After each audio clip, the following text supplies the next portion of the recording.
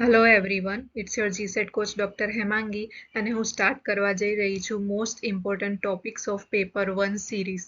Now please be serious. જો તમને GSET 2026માં pass કરવી છે તો તમારે સિરિયસ થવું પડશે અને તમારા માટે એનાલિસિસ કરીને હું મોસ્ટ આઈએમપી ટોપિક્સ માટેના લેક્ચર્સ લાવી રહી છું. જેમ કે મેં પહેલાં જ કીધું, આ સિરીઝ છે એટલે આના પછી બીજા પણ લેક્ચર્સ આવશે. આ લેક્ચર 1 છે માટે તમે એના માટે તૈયાર થઈ જાઓ અને આ સિરીઝને એકદમ પ્રોપર રીતે ફોલો કરો, ધ્યાનથી સાંભળો તો તમારું ઓલમોસ્ટ પેપર 1 ક્લિયર થઈ જશે.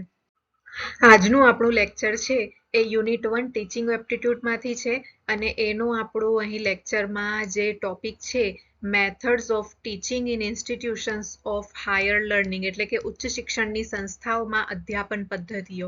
તો જે ઉચ્ચ શિક્ષણની સંસ્થાઓ હોય છે એની અધ્યાપન પદ્ધતિઓ કેવી હોય છે, એ કોના આધારે નક્કી થાય છે, તો એ શિક્ષણ પ્રક્રિયા પર કોનું નિયંત્રણ છે, ઓકે, એના દ્વારા નક્કી થાય છે. તો ઉચ્ચ શિક્ષણમાં શિક્ષણ પદ્ધતિઓ, શિક્ષણ પ્રક્રિયા પર કોનું નિયંત્રણ છે, શિક્ષકનું છે કે વિદ્યાર્થીનું છે, તેના આધારે એક સ્પેક્ટ્રમ પર એટલે કે એક શ્રેણીમાં વહેંચાયેલી છે.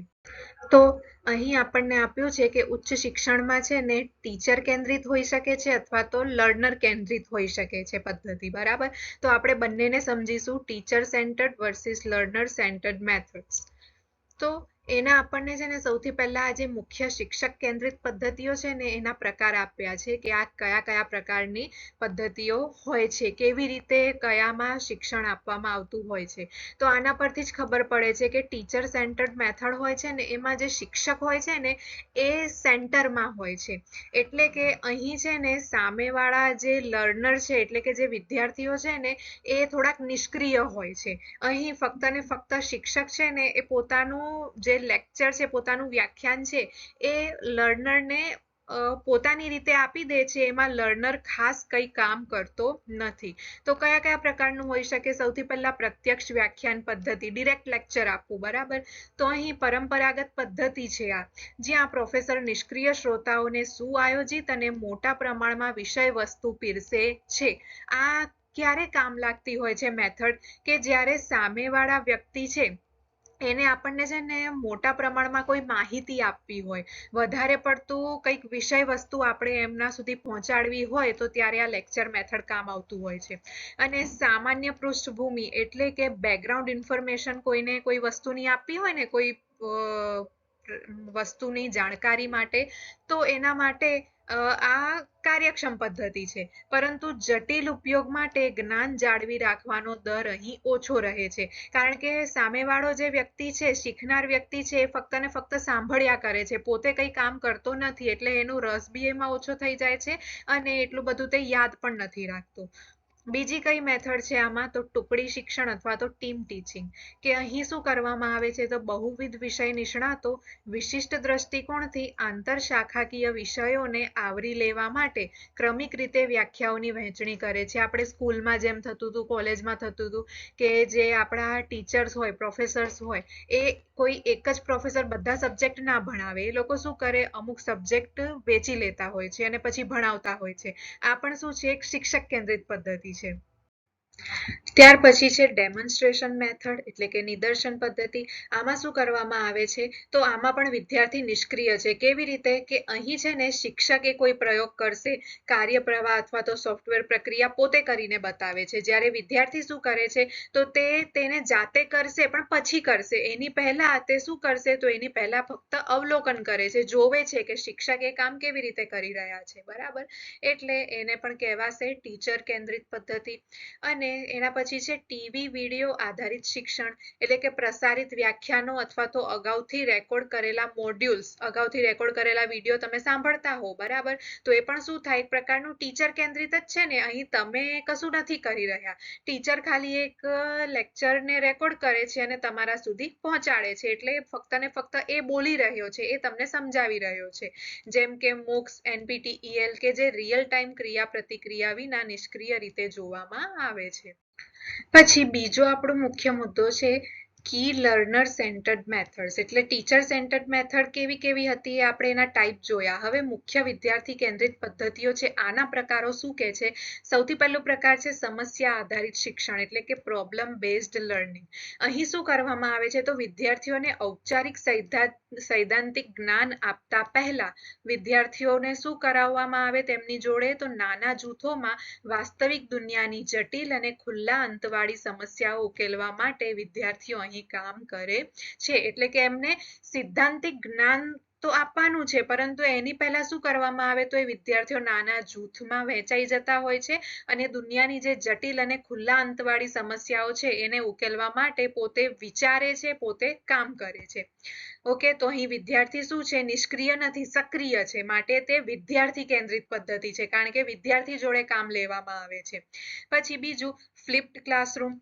તો વિદ્યાર્થીઓ લેક્ચર સામગ્રી અથવા તો વાંચનનો ઘરે સ્વતંત્ર રીતે અભ્યાસ કરે છે અને વર્ગખંડના સમયનો ઉપયોગ માત્ર ચર્ચા, સમસ્યા ઉકેલ અને વિશ્લેષણ માટે કરે છે. એટલે કે એમને જે ભણાવવામાં આવે છે ક્લાસરૂમની અંદર એ ફક્ત ને ફક્ત તેઓ સમજણ માટે જ સાંભળે છે, બરાબર.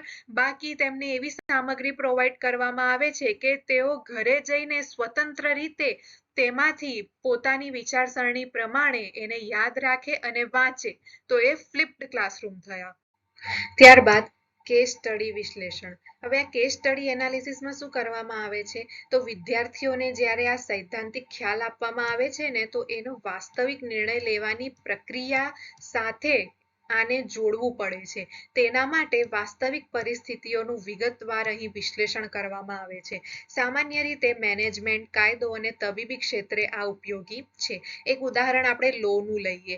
જે વિદ્યાર્થીઓ LLB કરતા હોય ને, તો એ વિદ્યાર્થીઓને શું કરવામાં આવે? આવી રીતે છે ને કેસ સ્ટડી સોંપવામાં આવે અને એ કેસ સ્ટડીમાં શું હોય છે? તો એમને છે ને માહિતી આપવામાં આવે. જે જૂના કેસ થઈ ગયા હોય ને કોર્ટમાં, એ કેસની એમને વિગતો આપવામાં આવે.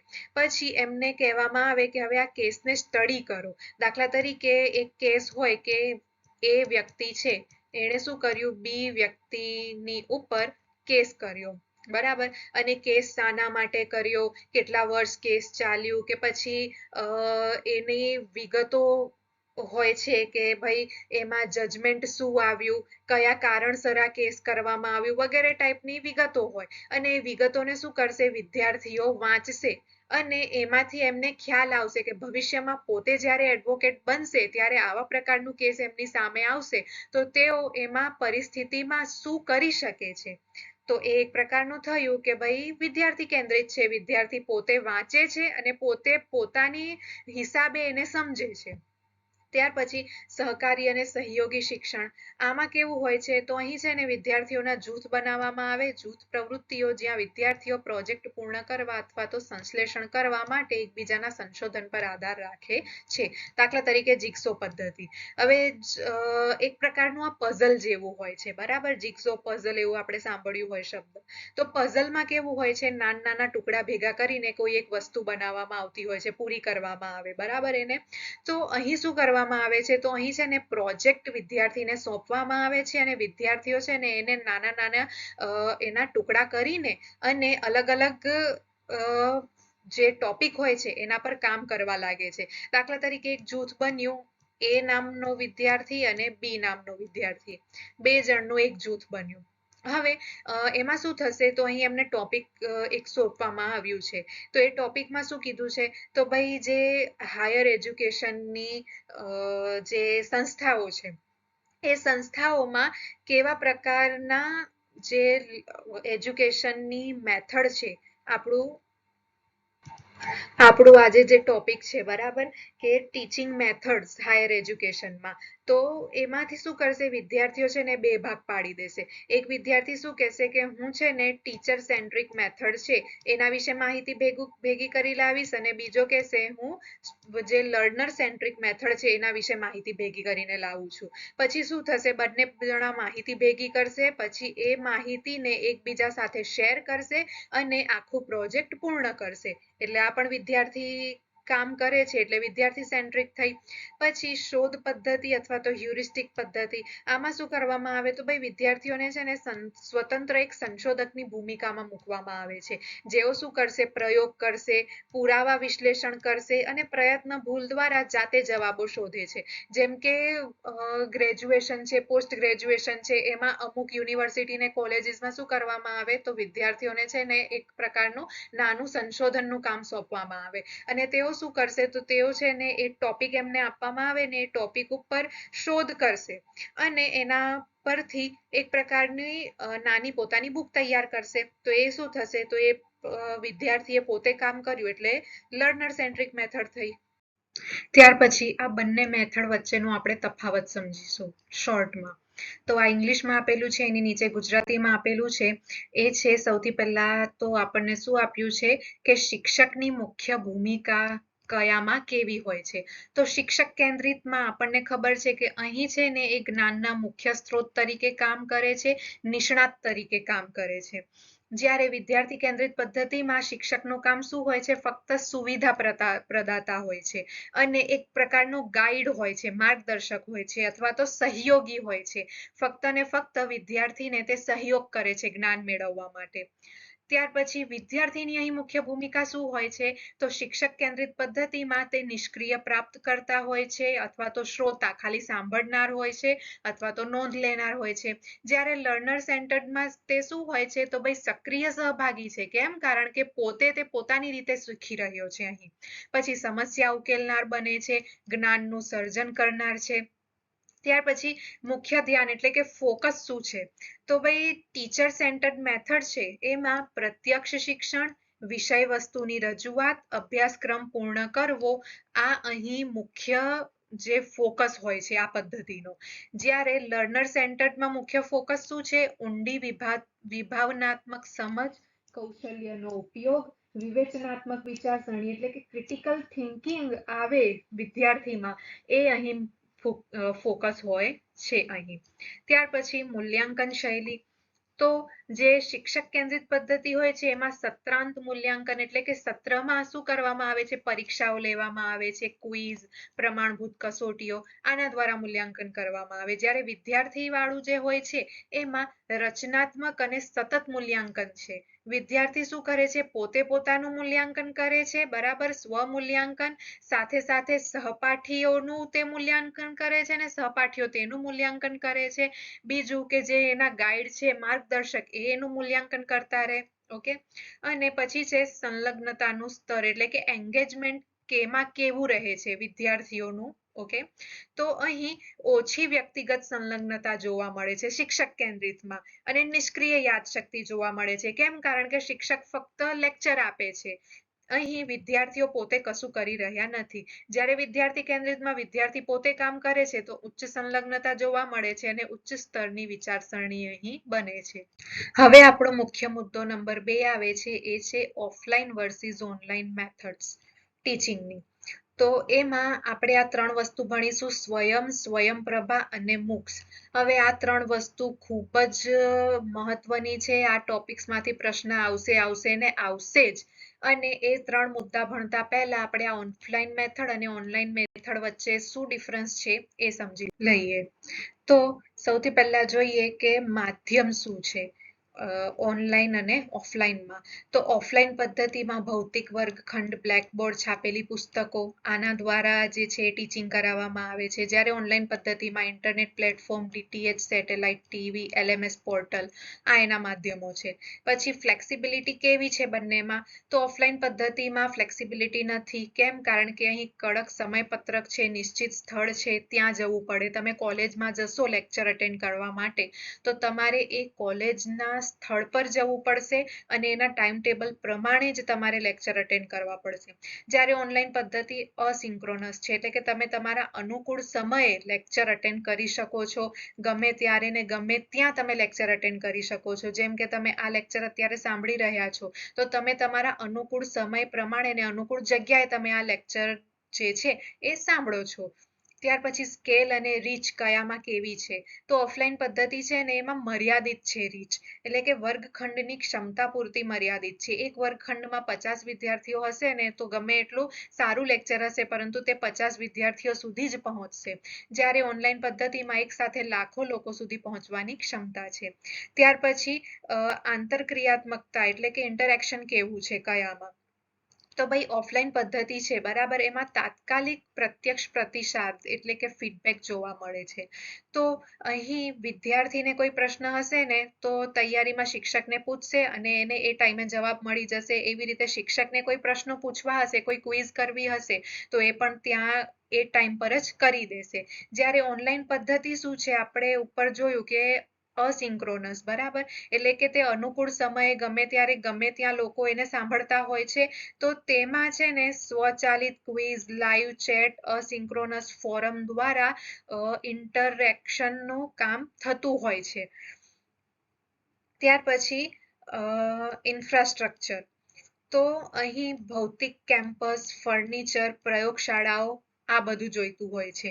જ્યારે ઓનલાઈન પદ્ધતિમાં હાઈ સ્પીડ ઇન્ટરનેટ, પછી સ્માર્ટ ઉપકરણો, સર્વર વગેરેનો ઉપયોગ થાય છે. હવે અહીં આપણું આઈએમપી ટોપિક ચાલુ થાય છે, કી ઇન્ડિયન આઈસીટી એજ્યુકેશનલ ઇનિશિયેટિવ્સ. કયા કયા છે? તો પહેલું છે મૂક્સ. હવે આ મૂક્સ શું છે? સૌથી પહેલો પ્રશ્ન અહીંથી તમને આનું ફૂલ ફોર્મ પૂછાય. મૂકનું ફૂલ ફોર્મ શું થાય છે? Massive open online courses. Okay, તમારું પ્રશ્ન નંબર 1 તૈયાર થઈ ગયું. બીજો પ્રશ્ન તમને શું પૂછાય? તો આનું આ કોન્સેપ્ટ પરથી તમને છે ને વ્યાખ્યા પૂછાઈ જાય બરાબર. મૂક્સ એટલે શું? તો નીચે તમને છે ને વ્યાખ્યા આપી હોય કે free web base distance learning courses open two unlimited participation world wide. જરૂરી નથી કે આને આ જ લાઈન રિપીટ કરેલી હોય, બીજી પણ લાઈન લખેલી હોય, પરંતુ તમે જ્યારે આ ખ્યાલ એનો સમજશો ને તો તમે એનો જવાબ આપી શકશો કે મૂક્સનો મતલબ શું થાય છે. તો વિશ્વભરમાં અમર્યાદિત ભાગીદારી માટે ખુલ્લા મફત વેબ આધારિત દૂરસ્થ શિક્ષણ અભ્યાસક્રમો. તો આ તમારો બીજો પ્રશ્ન અહીંથી નીકળી શકે. ત્રીજું કે મુખ્ય લાક્ષણિકતાઓ કઈ કઈ છે આમાં? તો આમાં છે ને શું કરવામાં આવે છે? તો ભાઈ આંતરક્રિયાત્મક વપરાશકર્તા મંચ એનું એક લક્ષણ છે. પછી વિડિયો લેક્ચર્સ આમાં જોવા મળે છે, વાંચન સામગ્રી હોય છે, રીડિંગ મટીરિયલ્સ હોય છે. પછી સ્વચાલિત અથવા તો સહપાઠી મૂલ્યાંકન અને પ્રમાણપત્ર મેળવવાનો પણ અહીં વિકલ્પ જોવા મળે છે. તો તમને આ પણ પૂછાઈ શકે છે. ત્યાર પછી એના ઉદાહરણ એક્ઝામ્પલ. ઓહો, તમને અહીંથી પણ એક પ્રશ્ન આવી શકે છે કે આના ઉદાહરણ કયા કયા છે મૂક્સના? તો જો ગ્લોબલ એક્ઝામ્પલ જોઈએ તો એ છે કોર્સેરા, એડેક્સ અને યુડેમી. અને ભારતનું ઉદાહરણ તમે કયું આપી શકો? સ્વયં. હવે સ્વયં શું છે? આ પણ આપણું ખૂબ જ મહત્વનું ટોપિક છે. તો સ્વયં એટલે શું? તો અહીંથી પહેલો પ્રશ્ન, સ્વયંનું ફૂલ ફોર્મ જણાવો. તો એનું full form study webs of active learning four young aspiring minds. તો આ જે છે એ શિક્ષણની પહોંચ, સમાનતા અને ગુણવત્તા હાંસલ કરવા માટે ભારત સરકારના શિક્ષણ મંત્રાલય દ્વારા શરૂ કરાયેલ ભારતનું સ્વદેશી મૂક પ્લેટફોર્મ છે. અહીંથી બીજો પ્રશ્ન કે આ શેના માટે સ્ટાર્ટ કરવામાં આવ્યું છે? એક્સેસ, ઇક્વિટી એન્ડ ક્વોલિટી હાંસલ કરવા માટે. ત્યાર પછી આનું લક્ષ્યાંક શું છે? તો ધોરણ 9 થી લઈને પોસ્ટ ગ્રેજ્યુએશન સુધીના અહીં અભ્યાસક્રમો ભણાવવામાં આવે છે. અહીંથી એક પ્રશ્ન આવે કે અહીં કયા કયા ક્લાસના કોર્સિસ મળે છે? તો class 9 up to post graduation. ત્યાર પછી સ્વયંના 4 ક્વોડ્રન્ટ્સ કયા કયા છે? તો એના 4 ક્વોડ્રન્ટ્સ છે વિડિયો લેક્ચર્સ, એટલે કે અહીં high quality expert created video content હોય છે. પછી ઈ ટેક્સ્ટ એટલે કે ડાઉનલોડેબલ પ્રિન્ટેબલ રીડિંગ મટીરિયલ હોય છે. Self assessment, test, quizzes and short assignments. પછી discussion forum, doubt clearing platform for active interactions. તો અહીં તમારા માટે એક કામ છે કે તમારે આજે શું કરવાનું છે? સ્વયંની વેબસાઇટ જે છે એને જઈને વિઝિટ કરવાની છે. એમાં કેવા પ્રકારનું કન્ટેન્ટ છે, શું છે, એ બધાનું તમારે ધ્યાન આપવાનું છે. અને આ જે 4 ક્વોડ્રન્ટ્સ છે ને એ મેં મારી ભાષામાં લખ્યા છે. આની વેબસાઇટ પર તમે અબાઉટમાં જશો તો તમને આ 4 ક્વોડ્રન્ટ્સ મળશે. એ તમારે ત્યાં જઈને જોવાનું છે અને એના એક્ઝેક્ટ વર્ડ જે છે એ તમારે લખવાના છે. આ પણ તમને પૂછાઈ શકે, તમને MCQ માં પૂછે કે સ્વયંના 4 ક્વોડ્રન્ટ્સ કયા છે, 3 લખેલા હોય, ચોથું ખોટું લખેલું હોય, તો એ તમારે ઓળખવાનું છે કે ખોટું કયું છે. પછી રાષ્ટ્રીય સમન્વયકો, અહીંથી પણ પ્રશ્ન પૂછાય છે કે નેશનલ કોઓર્ડિનેટર્સ કયા કયા છે સ્વયંના, તો છે AICTE, NPTEL, UGC, CEC, NCERT and NIOS, IGNOU, IIMB, NITTTR, INI. ત્યાર પછી છે સ્વયંપ્રભા, એનું ખ્યાલ. હવે આપણે આગળ ભણીએ એની પહેલા તમને કહી દઉં કે આ લેક્ચર ખૂબ જ મહત્વનું છે, એટલે ધ્યાનથી હજી પણ તમે સાંભળો. અને આ લેક્ચર તૈયાર કરવામાં મારી બહુ જ મહેનત લાગી છે, તો તમને લેક્ચર ગમે તો પ્લીઝ લાઈક કરો, કોમેન્ટ કરો અને અન્ય વિદ્યાર્થીઓ સુધી પહોંચાડીને તેમની પણ હેલ્પ કરો. તો સ્વયંપ્રભા શું છે, તો એનો ખ્યાલ છે કે ભાઈ, અને હા, કન્ફ્યુઝ ન થતા, સ્વયં અને સ્વયંપ્રભા બંને વસ્તુ અલગ છે. સ્વયં એક પ્રકારનું મુખ છે અને સ્વયંપ્રભા એ DTH ચેનલ છે. 40 DTH ચેનલોનું અહીં શું છે, સમૂહ જોવા મળે છે આમાં. તો આ કોના દ્વારા પ્રસારિત થાય છે? પહેલો પ્રશ્ન, GSAT-15 સેટેલાઇટનો ઉપયોગ કરીને આનું પ્રસારણ કરવામાં આવે છે. 24/7 ધોરણે ઉચ્ચ ગુણવત્તાવાળા શૈક્ષણિક કાર્યક્રમોનું પ્રસારણ કરતા 40 DTH એટલે કે ડાયરેક્ટ ટુ હોમ ચેનલોનો આ સમૂહ છે. ટીવી આપણે જોતા હોઈએ છે ને, અને ટીવીમાં જે ચેનલો આવતી હોય છે ને, એ આપણે DTH ચેનલો કહેવાતી હોય છે. તો આ પણ એ પ્રકારની DTH ચેનલો છે. અને અહીંથી પણ પ્રશ્ન આવી શકે, કેટલી ચેનલોનો સમૂહ છે? તો 40 છે. ત્યાર પછી આનો ઉદ્દેશ શું છે? તો ગ્રામીણ, દૂરના અથવા ઇન્ટરનેટની અછત ધરાવતા વિસ્તારોમાં અભ્યાસક્રમ આધારિત ઉચ્ચ શિક્ષણ અને શાળા શિક્ષણ વિષય વસ્તુ પહોંચાડવી. આ પ્રશ્ન છે એક. પછી મુખ્ય વિગતો, આના કી સ્પેક્સ કંઈક આપણને આપ્યા છે. શું કીધું છે? તો અહીં છે ને દરરોજ 4 કલાકનું નવું વિષય વસ્તુ પ્રસારિત થાય છે, જે દિવસમાં 5 વખત પુનરાવર્તિત થાય છે. તો અહીંથી પ્રશ્ન આવી શકે, જેથી વિદ્યાર્થીઓ પોતાની અનુકૂળતા મુજબ સમય પસંદ કરી શકે. અને અહીં વિષય વસ્તુ કોના દ્વારા તૈયાર કરવામાં આવે છે? આ પણ પ્રશ્ન આવી શકે છે. IIT, UGC, CEC, IGNOU વગેરે દ્વારા. તો અહીંથી પણ તમને એક કામ સોંપું છું કે સ્વયંપ્રભાની વેબસાઇટ પર જાઓ અને ત્યાં 40 જે ચેનલ છે એની આખી લિસ્ટ આપેલી છે, કઈ ચેનલનું નામ શું છે અને કઈ ચેનલ પર કયું કન્ટેન્ટ આવે છે અને કોના દ્વારા એ કન્ટેન્ટ આપવામાં આવે છે, બધી જ માહિતી તમને આ વેબસાઇટ પર મળી જશે. પોતાના માટે તમારે આટલી મહેનત કરવી પડશે. ઓકે, અને અહીં જુઓ મેં એટસેટ્રા લખ્યું છે, એટલે આ 4 સિવાય પણ બની શકે છે, બીજું કોઈ પણ આપતું હોય. એ તમને ક્યાંથી ખબર પડશે? તો એ તમને આ ચેનલ વિઝિટ કરીને જ ખબર પડશે. ત્યાર પછી પ્રસારણ કોના દ્વારા થાય છે? તો બાયઝેક એન ગાંધીનગર ખાતેથી થાય છે. જ્યારે પોર્ટલની જાળવણી કોણ કરે છે? તો ઇન્ફ્લિબનેટ સેન્ટર દ્વારા થાય છે. અહીં જે તમને નવા નવા શબ્દ સાંભળવા મળતા હોય ને, તો આ બધા તમે ઇન્ટરનેટ પર સર્ચ કરો અને એ શું છે એ બધું તમારે જઈને સર્ચ કરવું પડશે. ઓકે, તો અહીં આ લેક્ચર પૂરું થાય છે. લેક્ચરને ધ્યાનથી સાંભળવા બદલ તમારો ખૂબ ખૂબ આભાર. Like, share, subscribe. Please give your feedback.